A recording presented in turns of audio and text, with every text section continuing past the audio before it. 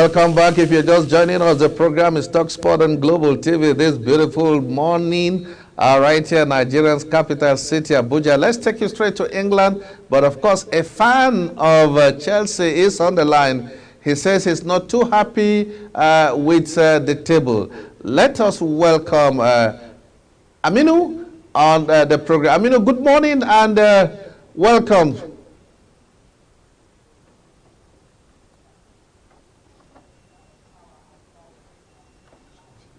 Aminu is a fan of the Blues, of course, talking about Chelsea. He was at action yesterday watching Arsenal game, and he will be telling us some development concerning his team as far as the English Professional Football League is concerned. Let's have Aminu. Aminu, glad to have you this morning.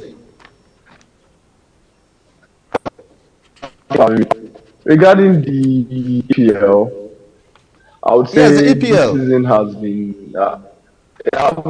has been slow compared to last season. But I like it this season because it seems to be the league and the long for this like the power has dominated. But this is Liverpool, Man City, and Arsenal. For now, my favorite to win is Liverpool. I would prefer them to win. Like, I'm City fans, so I don't want Arsenal to win. For Man City, their performance of late has not been encouraging, has not been convincing. So I still I feel since this is Jurgen's club last season, they are going to do him proud and to give him the trophy. Talking about Chelsea, it's been a struggle being a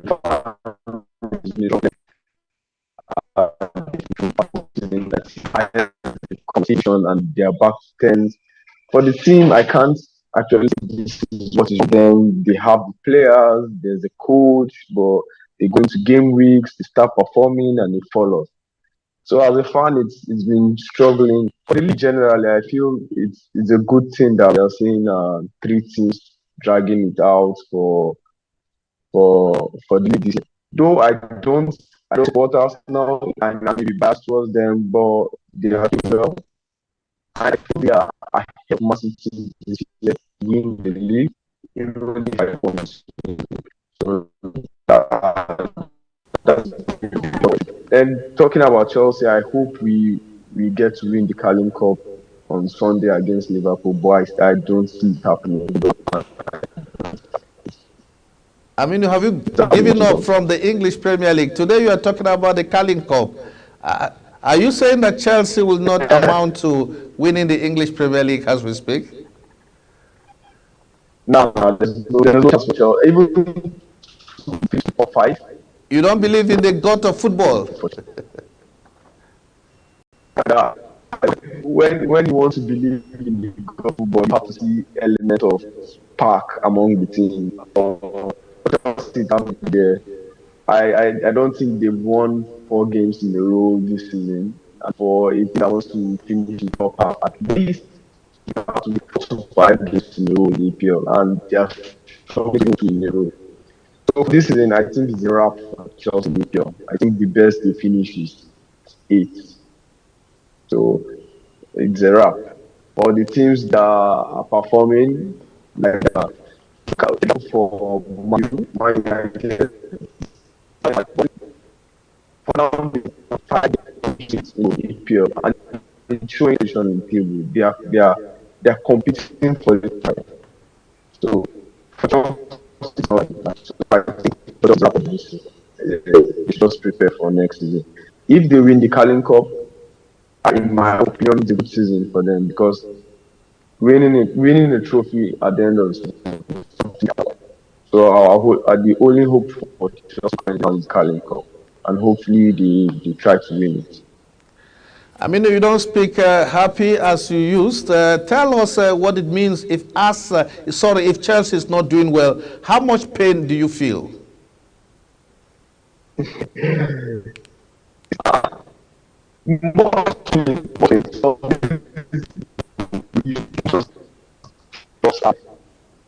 Everything just feels sad for you as a fan because you so much love the club. Like for me, I've been following the club since I was a kid, growing up. Something I supported, so it's become part of me. Seeing them not doing well, it's sad actually. It feels sad, but for this season, I think it has become better. I won't say we are getting used to performance, but it's become constant. So something like that again, people want to play bad, and it's like they played bad. So it's becoming constant, which shouldn't be for a team just but Yes, Aminu, but your team is among the top first 10 teams. And don't you think it's too early to say Chelsea cannot do any magic any longer to win the English Premier League? They are occupying number 10 on the table. You don't think they can skip to number 1? Any fear of injury, or what could be the reason? And not injuries. The season has gone far. I think there are about 2 matches remaining for the league to wrap up. So for after 25, you haven't gone beyond doing it in a 13 games. So I don't think it's just important. I just winning 8 out of that 13 games. That's So if, because I think they still have Man U to play, they still have Liverpool, they still have Arsenal, Man U, Tottenham, and some other clubs like that. Like, so I don't see them winning, get the draw. And for them, not happening. And I don't see us. If we finish, it's maybe 8, 7. Not I want them to play the Europa Conference League to be a distraction. I feel they should rather just spend them prepare better, let all the players recover, sign in more players, then maybe try and do better next season. But first season, You are writing a club called the Blues out of the English Premier League, and you think the Carling Cup will be an easy one. Tell us, let's have some of those advantages you think is a major plus for Chelsea going into the Carling Cup. well, the first advantage is Liverpool are struggling with injuries. I think they are missing about 4 key players from their starting 11. Arnold, they are missing about 4 key players, which they are missing Allison, which is big part of the team. So for Chelsea, this is actually show that they can turn up among the big teams. Looking, I think only United has beaten them among the 6. So it's something that playing when they want to play. So if they actually turn up on Sunday, I believe they will do well. Okay, and I think Liverpool beats them. But in the first leg of the EPL round, no top 16 beats them outside mine. So which is a good record. Looking at Man City, they played Man City twice this season and they haven't lost. It's a good one. They played Arsenal at their best, they drew. Uh, so it's if you decide on it, I believe they can perform well because the team actually has good players in it. It's just mentality and execution. For Liverpool, like I said, they are missing key players. But when it comes to finals, they are not good, have good records in the finals. That is one question. Liverpool are not in the finals. The finals, Carling, they struggle in the finals. Looking at like this season, we played them twice, FA and Carling Cup. Though we lost on penalties, but they were a better team then, but we still held them till the extra time.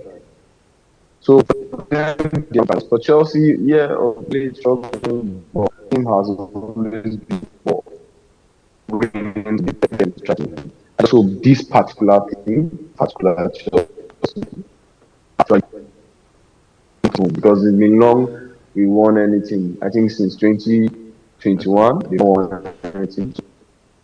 This should be a consolation prize for the fans for putting up with all the heartbreaks we've had from 2022, 2023, and 2024. So at least they should give us something, even if it's the Carling Cup.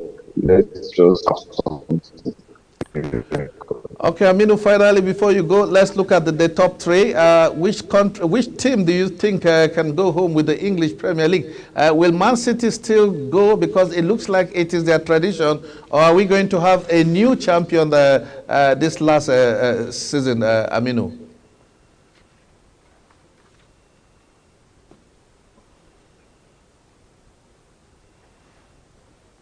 Not encouraging the network there from Aminu, finding it very, very difficult to hear him. And I also know that he's not also finding it easy as far as looking at the top on the log of the middle. But let's tell you that Liverpool currently stand taller in the league. They have Man City, who have been winning it home and away. They are still struggling. And Arsenal is there, Aston Villa, Tottenham and Manchester United occupy the 6th place. We told you earlier that, of course, Chelsea is 10th on the log, and Aminu say it's quite difficult for them to win this year's edition of the English Premier League, talking about the 2023-2024 season, and is hoping that the Carling Cup will be a consolation for fans of Chelsea. Aminu, want to say a very big thank you for finding time to be with us on today's edition of the program, TalkSport. We sincerely apologize for the poor quality, and we hope that in subsequent edition we'll have a better quality and we'll get to get your contribution on the program. Thank you very much, Aminu.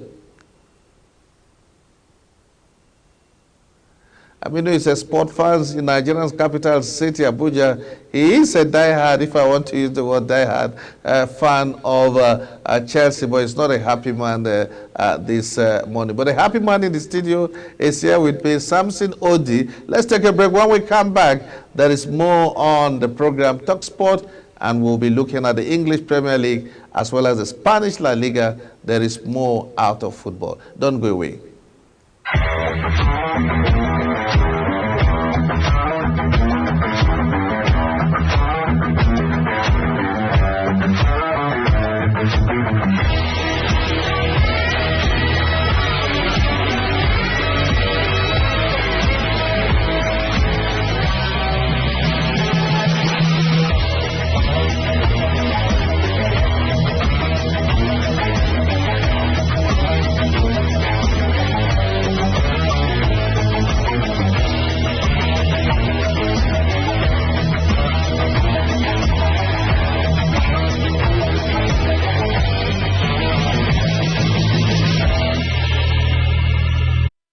We are counting down to the resumption of the second stanzas of the ongoing Nigerian National League in the country. The league is on break following activities of the African Cup of Nations, in which the Super Eagles of Nigeria came home in the 2nd place. Players in the country are expected to bounce back to their various clubs and commence preparation.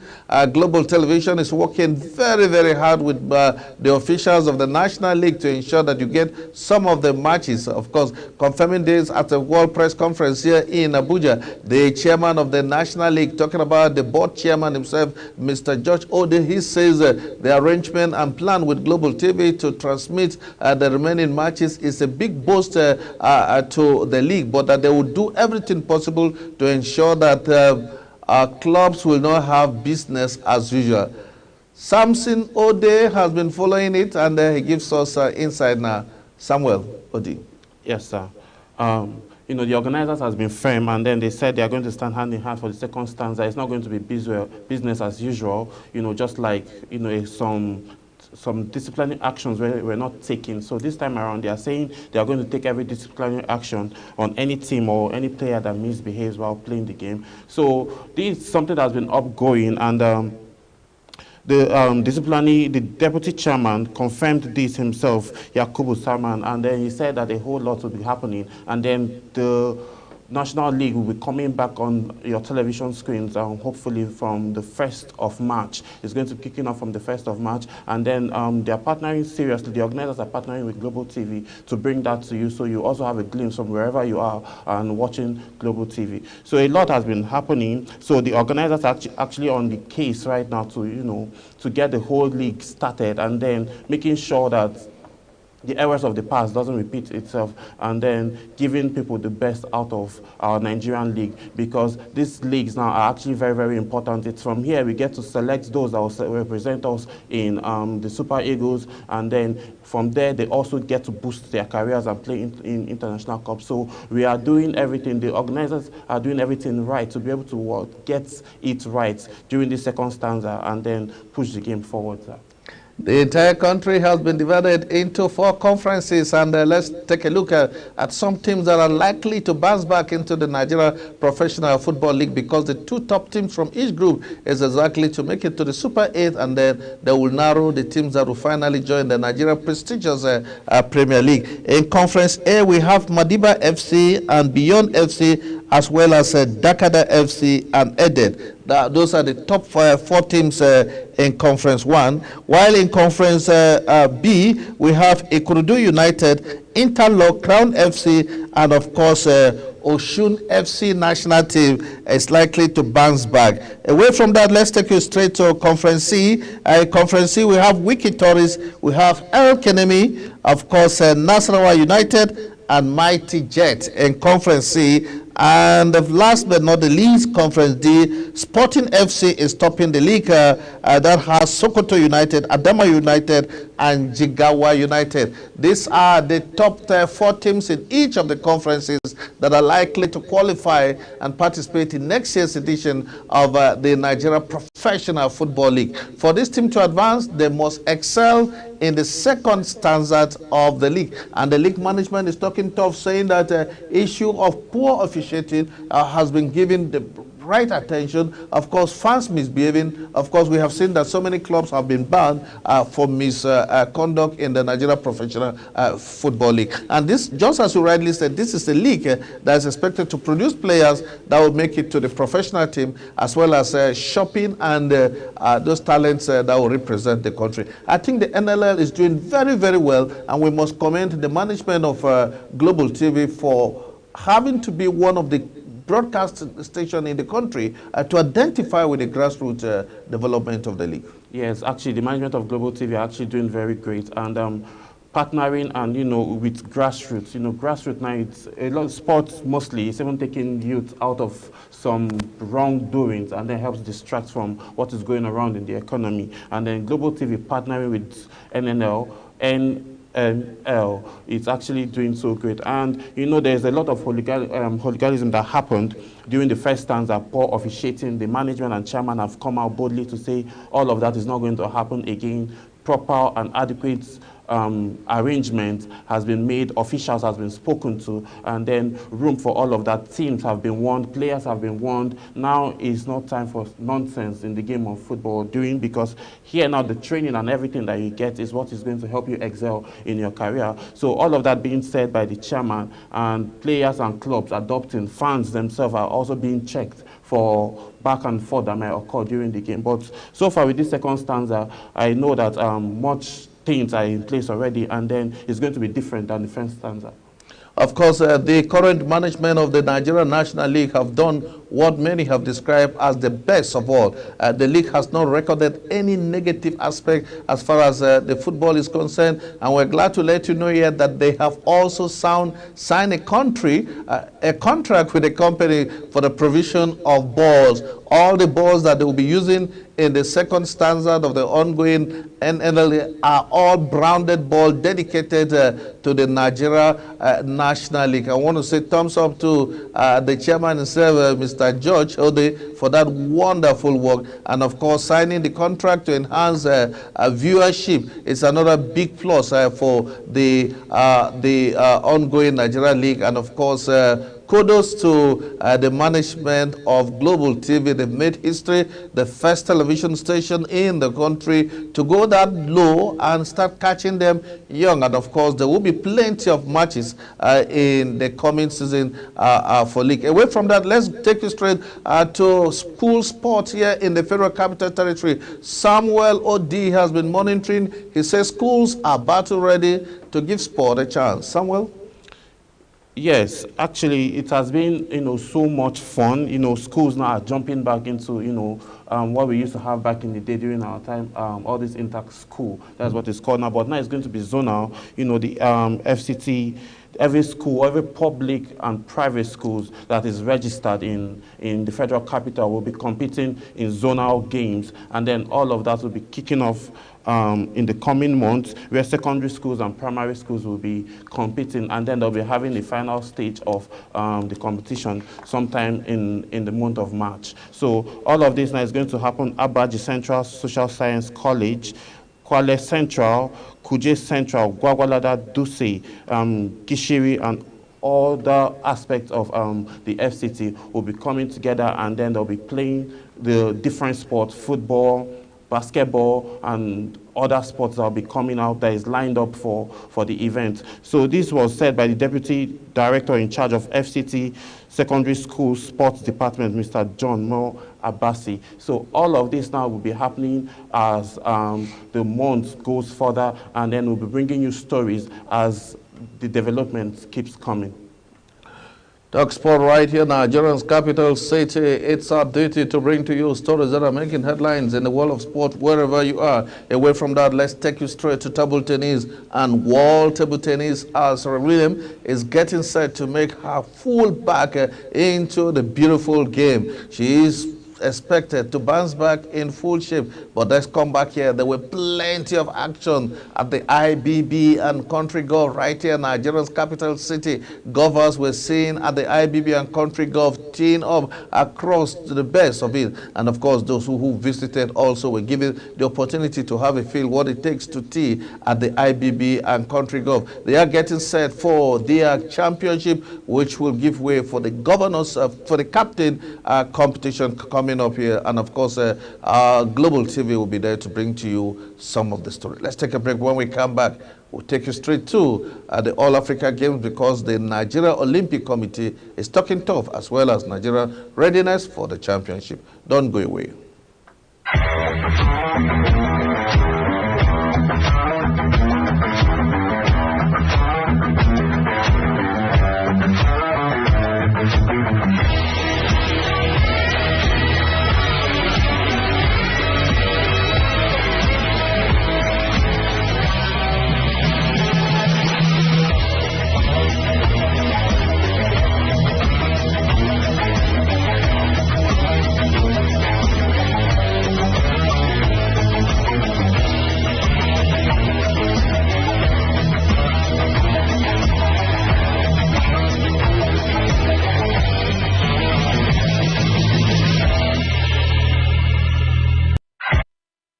From Nigeria expected in Douala or perhaps Yaoundé for the ladies qualifiers, talking about the Colombia Under-20 Female Championship. A report reaching us saying Nigerians in that country are also mobilizing themselves. But the best to talk is that Cameroon are still mourning, are still weeping the elimination of their male team, talking about the indomitable Lions of Cameroon, where the Super Eagles defeated them and sent them packing from the just concluded African Cup of Nations. We are told that Nigerian girls are already in Cameroon battling to take on the Lioness. It will be the second leg of the ongoing qualifiers. Fans are trooping in to watch our own, talking about our own, Caesar Oshola will be in action for the girls, and a win, a one-goal win for the Nigerian side will qualify Nigeria for the FIFA Under-20 Women Championship. Let's talk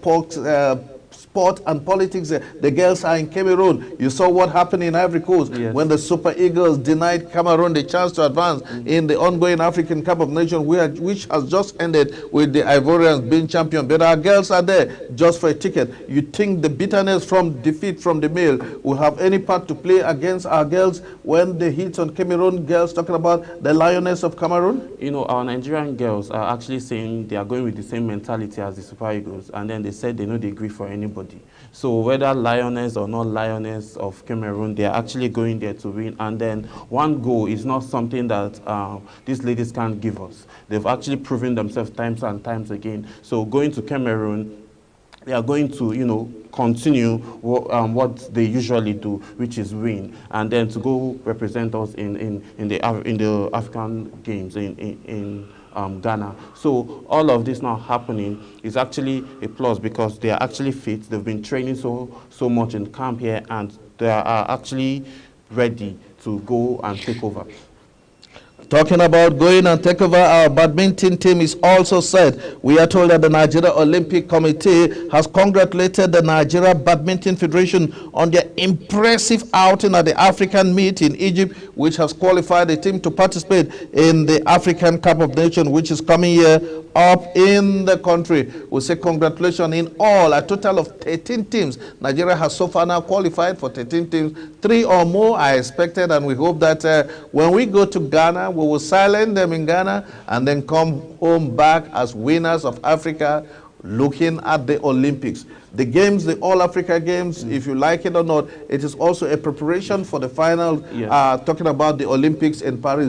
But before you go there, you have to prove that indeed you are the champion in Africa. And Nigeria will be going there for over 15 games. Yes, we've been going there for over 15 games. We've been proving times and time again, you know, that we are actually good, our ladies are good, and then they keep going to Olympics and coming back, making us proud. So this time around, it's not going to be any different. It's not going to be any different. These are just like, you know, a little toddlers that was potholes, you know, just little challenges that we need to like overcome, and then just go prove ourselves that yes, we actually deserve to be here. We've been coming here, and we are coming here now with a different mentality to win, and then to have more goals, and then come back home with more medals that we did the last time. And of course, in Taekwondo, we are told that the Nigeria Olympic Committee has congratulated Oyenacho Saudi for booking a ticket for the Olympic slot. We say congratulations all the way from Global TV here, because she has made the country proud. The release signed by the Public Relations Officer